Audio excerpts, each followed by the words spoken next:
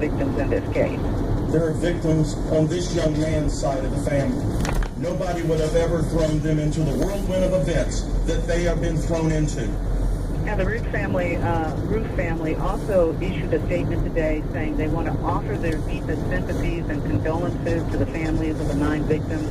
That statement went on to say that words couldn't express their shock and grief and disbelief, and they've just been touched by the moving words of the families of the victims as they offer forgiveness in the face of such horrible suffering.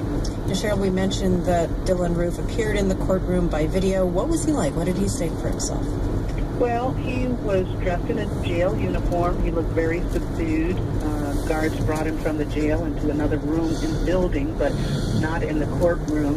Those 2 guards were behind him, and he just briefly answered the judge's questions about his age, his employment, and his address. And he didn't really have much of emotion on his face at all when those relatives spoke. What happens next with this case? Well, the judge in the case didn't have the authority to set bond on the 9 counts of murder, but he did set a $1 million bond on the weapons charges that Roof faces, and he set some future court dates. We also got a few more details today from an affidavit that was released. Apparently, Dylann Roof's father and his uncle positively identified him to police after they saw photographs that were taken from surveillance video.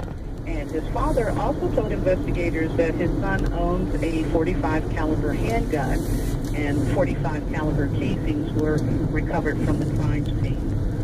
The mayor and the governor have both said that they believe the death penalty should be an option in this case.